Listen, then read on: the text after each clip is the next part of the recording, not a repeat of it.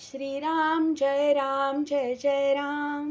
श्री अनंतकोटी ब्रह्मांड नायक राजाधिराज सच्चिदानंद सद्गुरु श्री ब्रह्मचैतन्य महाराज की जय।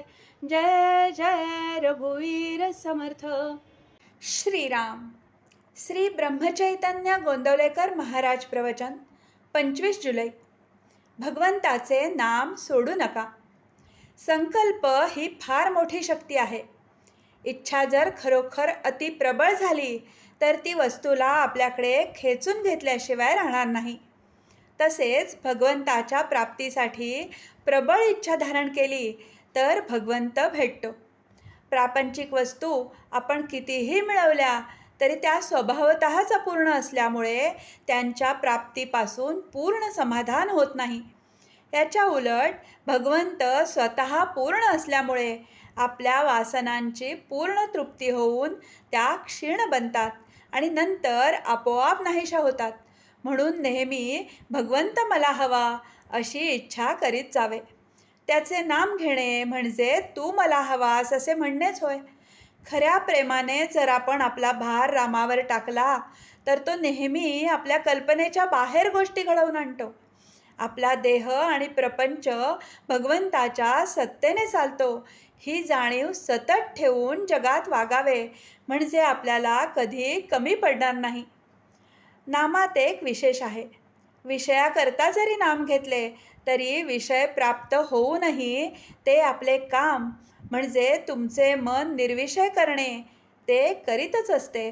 म्हणून कशाकरता का होईना नाम घ्या, पण निर्विषय होण्याकरता घेतले तर काम शीघ्र होईल.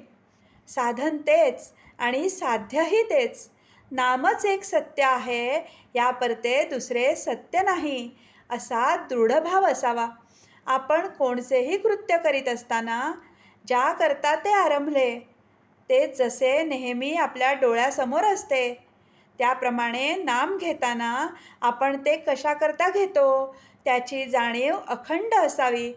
ही जाणीव अखंड ठेवणे, मी भगवंताचा आहे हे जाणणे, याचे नाव अनुसंधान.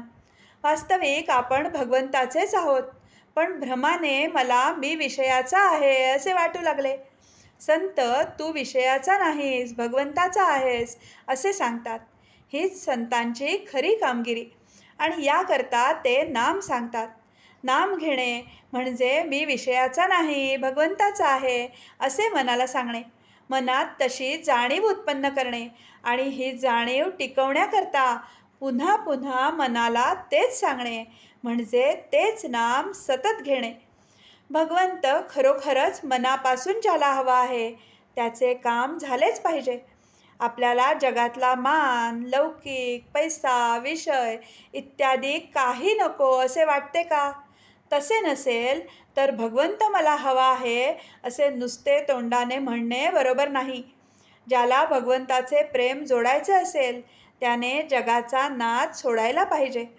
जगाच्या मागे लागाल तर आपले साधन बुडवून बसाल. तुम्ही सतत भगवंताचे नाम घ्यावे आणि मनापासून भगवंताला आळवावे. तुम्ही कितीही पतित असला तरी पावन होऊन जाल, हा माझा तुम्हाला आशीर्वाद आहे. आजचे बोधवचन. जो जो संकल्प उठेल तो तो रामस्मरण युक्त असला पाहिजे. जानकी जीवन स्मरण. जय जय राम.